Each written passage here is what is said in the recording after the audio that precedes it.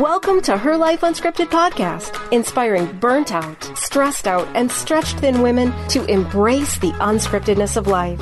Hosted by Anna Osborne.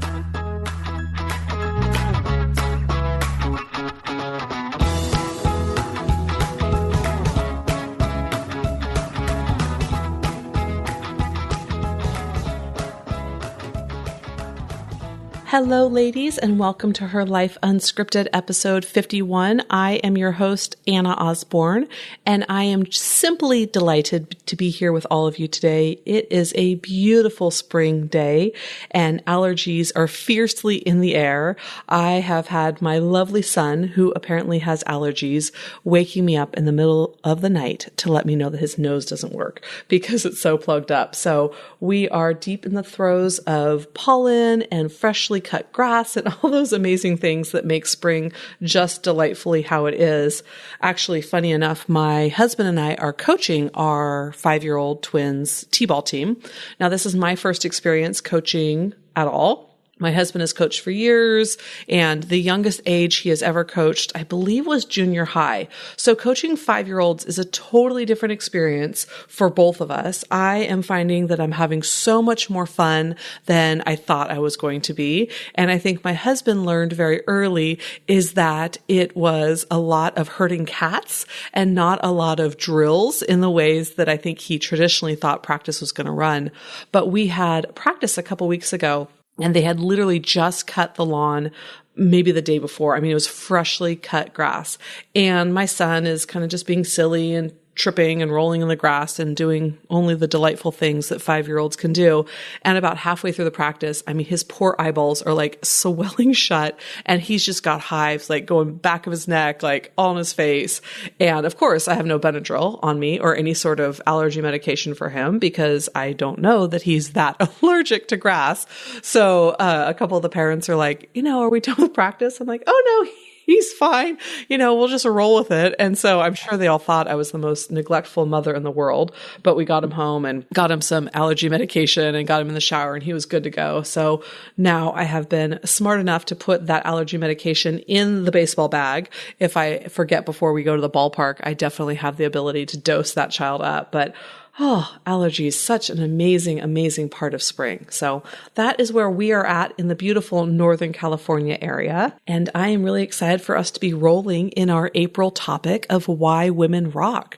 So before we dive in there, I want to encourage you, those of you that are first-time listeners or have been listening for a while, and you have heard me talk about the Shine Retreat for Women that I am co-hosting at the end of September.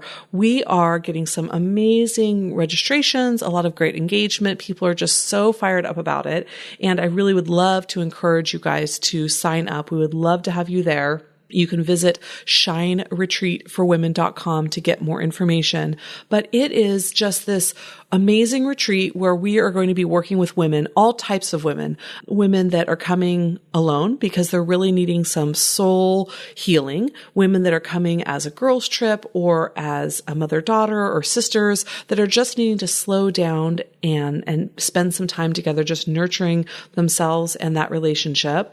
And it is just going to be this beautiful mix of yoga and wonderful food and sisterhood. And we've got some great workshops planned during the weekend. We've got just so many surprises and so much fun stuff. It is literally what we're calling a bag drop experience where you show up Friday afternoon and everything is taken care of for you until we all leave on Sunday after lunch. So I just want to encourage you guys, if you're the littlest bit interested, please do go to our website. Mari and I have put so much energy into this retreat, the shineretreatforwomen.com, and we would absolutely love for you to be there. I know that for me, when I have a personal invitation, I am so much more inspired and so much more I want to attend when I feel like I have been personally invited because it feels like me being there is noticed. And I just want all of you that are listening right now to know that you have a personal invitation. Mari and I would absolutely be delighted to have you there and just engage in this soul satisfying experience where we learn to be able to put ourselves back on the list, to let go of that someday mentality and really just embrace what it means for us to take care of ourselves and why that is so vitally important in all the roles that we play. So I do want to encourage you guys, if this is the first time you've heard me talk about it, or you thought, okay, lady, we heard you talk about it, you've been talking about it for months, then hop over to the website, sign up. We would love to have you there. So that is our information. And today, like I said, we are continuing our Why Women Rock series. Now, the disclaimer I gave last week when we were talking about this theme for the month of April was that I believe men rock too. They do. They are amazing. I know many amazing men in my life. I have been blessed to know many. And this series is not saying that men don't deserve, time to be spoken about why they rock. But you know what? This is her life unscripted. And so we are spending time talking about women rock, period. Not as a way to push others down, but just I think it is so important for us as women to slow down and just realize the assets and the gifts that we bring to the world so that we can just honor them and let them shine more rather than, hiding in the dark or staying small. And so last week we talked about one of the reasons why women are just so exceptional is because they are fearless. And I got to share a little bit about the experience with my daughter around her question about what is fearless. And today we are talking about why women rock because they have intuition. Now, I am super excited to talk about this today because not only is there my personal journey with intuition, but I think there's also a healing journey that I want to speak to today, especially when we have failed to trust ourselves or when we have ignored our intuition. And so that is what we are talking about today. So I'm excited to dive in with all of you. And before we go any farther, I do want to just get a working definition of what intuition is. I think intuition, there's different meanings for different people, but it really is this ability to know something and know it with like a capital K. I always tell people, and you can't see me because obviously this is audio, but there's a difference between knowing in our head, like, oh yeah, I know that, and knowing in our soul and our heart, that capital K-N-O-W, know. And intuition is really that ability to know something immediately without even having to, go through that conscious reasoning or that very just aware cognitive process. We just know it, right? And so for women, I think intuition is this amazing, amazing thing, but it's also something that can be a little scary. I know for me that I have always been, I would say, aware of my intuition. I've always been aware of this thing within me that just knows. And despite knowing it, I used to ignore it. I used to have this sensation that would happen. I think I carry my intuition kind of just right underneath my breastbone, like right at the very, very top of my rib cage. And I would have this sensation, this just kind of this pull that would happen where I would be in a situation and my intuition would kick in, right? But I used to ignore it. I used to kind of think, well, wait a second here. I haven't thought this through. I haven't looked at this from all angles. Why do I just know something about this situation? And so I used to ignore it. I used to not pay attention to that part of me that just knew. And I used to really discount it. And for me, and I would imagine for a lot of women listening right now, that has been their experience too. And it's been one that has been almost a dismantling of myself, that when I push away my intuition, when I ignore it, when I don't realize how sacred it is, I've kind of dismantled the essence of who I am as a person and who I am as a woman. I think also for me that my intuition used to kind of freak me out, right? It used to scare me because I wouldn't be able to have necessarily the words to the why. I've got 2 5-year-olds at home and I hear why all the time. I've been hearing it for years. And there's a part of me that it kind of drives me crazy, right? When I ask them to do something or I ask them or I tell them something, right? And I get 8,000 whys. Now, part of it, I'm smart enough to know it's a delaying tactic, right? They want to kind of figure out why in order to not have to do it. But the other part of it is this true curiosity, right? And so I think that all throughout our lives, we're constantly being asked why. Why does it have to be done this way? Or why did we not do it that way? But we also then require that question of ourselves, that if we have this deep sense of knowing, we kind of want to put facts behind it. We want to bolster that knowing with whys, right? And we want to be able to ground in that. And I think that's a very important thing. But intuition, you aren't going to have the cold, hard facts the way that you would with a math problem, right? Because it's the sense of just knowing.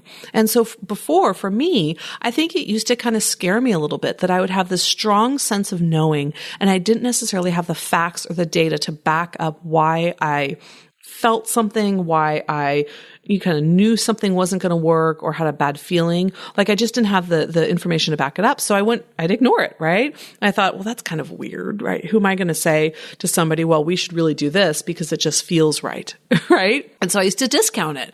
And what I have found through my journey in life, through my own unscripted journey, is that my intuition, when I lean into it, it always guides me the right way. Let me repeat that for a second. Intuition always guides us the right way. It doesn't guide us the way that we probably think we are supposed to go. And that, my friends, is a very, very important distinction, because when I have leaned into my intuition, when I have trusted the knowing, right? When that heart sense, that soul sense of knowing, when I've leaned into that, I've always been led down a path that is the best path. Now, it's not the path necessarily that I thought it was going to be, or the path that makes the most sense to me, but it is the best path. And that can be terrifying, right? If you have a plan of what it's supposed to look like and how it's supposed to look, right? The whole Her Life Unscripted is based on how do we embrace the unscriptedness of life. But the truth is that we do have a plan of what it's supposed to look like. And it can look so different from that because we leaned into our intuition. We trusted our gut. We trusted ourselves. And we actually got led down the right path because we did that. And so for me, when I lean down that path, when I trust the intuition, I do go down the path I'm supposed to. Not necessarily the one that I thought I was going to be on, but the one that I'm supposed to be on. And that is a truly powerful thing. Every time that I lean into my intuition of this characteristic that I believe all women possess, and it is a reason why we are so tremendously awesome, that when we lean into that, we go the way that we're supposed to. But that can be really scary because it looks different than how we thought it was going to be. And one thing that I have found in my clinical work as a psychotherapist, and personally too, this is, I'm not immune to this, is that we can have experiences in our lives where we are told not to trust ourselves. And we discount the importance of our intuition, right? That little voice that's telling us, ooh, pause, pay attention, that we can discount that. And that typically happens, the times that I've seen it happen, is that when we've been in an environment where something felt off, right? Or we didn't necessarily feel safe or protected, or that this was going to go in the direction we needed to go.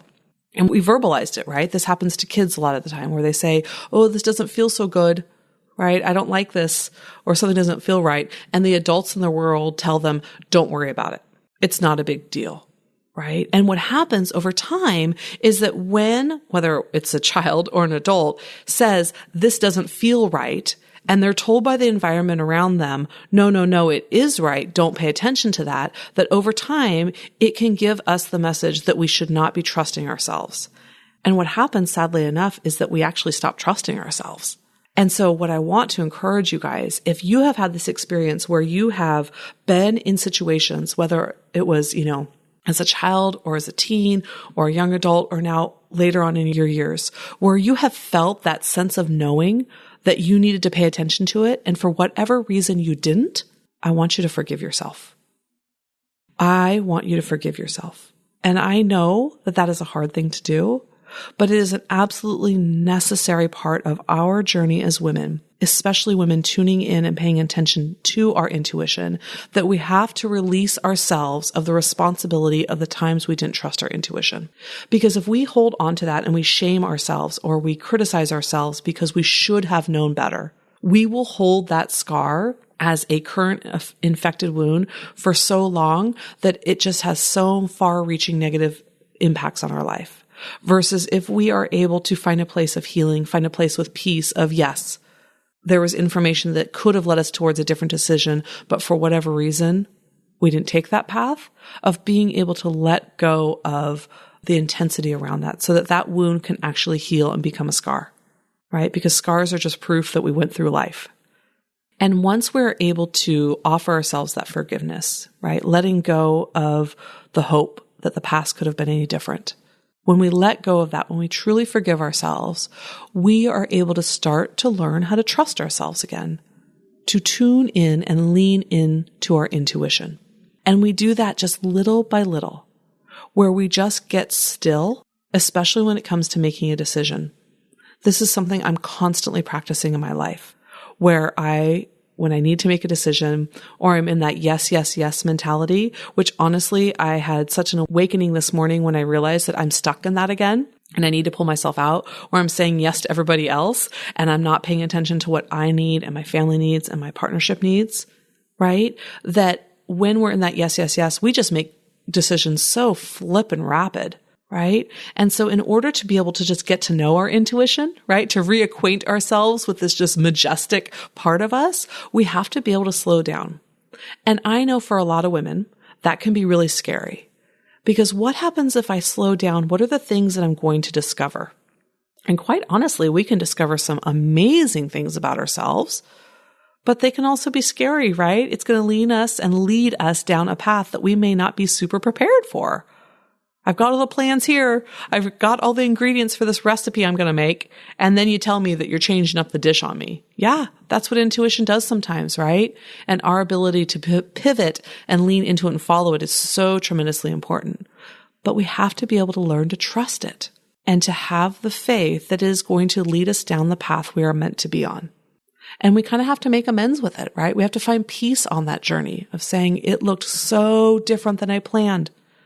But I'm trusting my intuition, that deep sense of knowing, to take me towards a direction that I know will be better in the long run. And so that trusting of ourselves has to start with the forgiveness of the times that we didn't trust our intuition for whatever reason it was. Whether we discounted it, we were scared of it, we ignored it, or we are told by others not to pay attention to it. Whatever the reasons are, we have to forgive ourselves. And the second piece is we have to get still enough to be able to hear it. Because intuition at the very beginning is just this quiet little whisper, right? But the more that we practice leaning into it, what I have discovered, it's this whole thing that just lights me up, right? Just right inside my rib cage, right at the bottom of my rib cage. I will hear and just feel this intensity. And I'm like, oh, you got to pay attention to that. And honestly, sometimes it comes with really, really hard decisions. Last year, we were in the process of hiring a new nanny. Our old nanny was going away to school. So we were hiring a new nanny for the kids. For the days that I work out of the house, we have somebody come to the house. And so nanny sounds so fancy. It's a babysitter, whatever you want to call it. And so I hired somebody. I literally hired somebody.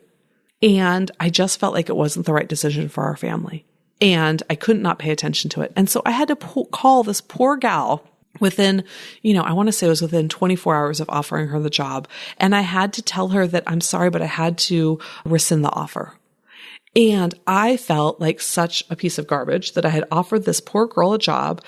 And my intuition just told me it wasn't the right fit for our family. And, she was pretty upset and I get it. She's allowed to her own feelings of disappointment around it. And I actually, went and hired the person that in my gut I knew was the right person. And she has been an absolute blessing to our family this last year. My kids have gone through just a couple different lot of transitions, and some of them they have struggled with. And she was so patient and so gracious. And I was worried she was going to walk out on us because my kids were just kind of acting crazy there with these transitions. And she was so patient and so loving and so kind. And I kept checking with her and letting her know how much we appreciated. And she kept saying, don't worry, it's going to get better. They're just going through a transition. I've got this. And sure enough, her patience paid off. Within 2 to 3 weeks, the kids were back to their old selves and we had all gone through the transition that needed to happen. And it was amazing. But my intuition was that I hired the right person, or that I had hired the wrong person and I had to fix it. And those things it was very uncomfortable. It was very difficult to call that poor girl and say, hey, I offered you a job yesterday, but I'm taking it back today, and feel like a total jerk, right? But I know it was what was right with our family. And so I want to, each and every one of you, I want to encourage you to lean into this amazing characteristic that you have as a woman, your intuition, and just start to get to know it. If it is something you have been so disconnected from for whatever reason, I would love for you to get reacquainted with it. And if your intuition is something that you are just in sync with and that you trust and you lean into, I want you to applaud yourself and just celebrate that you rock, right? That you have this amazing quality that I believe is so just amazing in women. And men probably have their intuition, all those sorts of things too, but I'm not a man, so I can't speak to it, right? I'm speaking it to women. But women's intuition is it's something that people write songs about, right? They write books about. And so if you are on track and really connected with that intuition, I want you just to honor that piece because I think it's amazing. And if you, my friend, are somebody who has really stayed away, been scared by, or been told not to pay attention to that little voice, that intuition, that deep sense of knowing, I want to encourage you to slow down because beautiful, beautiful things happen when you lean into that intuition. So that is our show for today. I would love for you to reach out via email to Anna at Her Life Unscripted or via the SpeakPipe app. And I would love to hear about your relationship with intuition and how it has served you. And if you are on a healing journey of being able to get reacquainted with your intuition, I would love to hear from you too. And most importantly, I just am so grateful for this time that we spend together each week and the ability I have to get to know each of you. And if you are coming to the Shine Retreat, I cannot wait to meet you in person.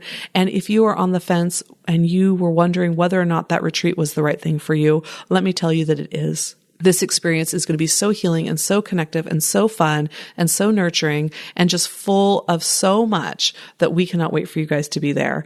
And I do encourage you to head over to the Shine Retreat for Women to sign up. Mari and I would love to meet you in person, and do know this is your personal invite. So if you are feeling your heart tug you towards it, I do want to encourage you guys to be there because we would love to have you. So thank you so much for tuning in this week, and I look forward to talking to you all next week. Take care. Bye-bye. Want to learn about the latest retreats, workshops, and speaking events hosted by Anna?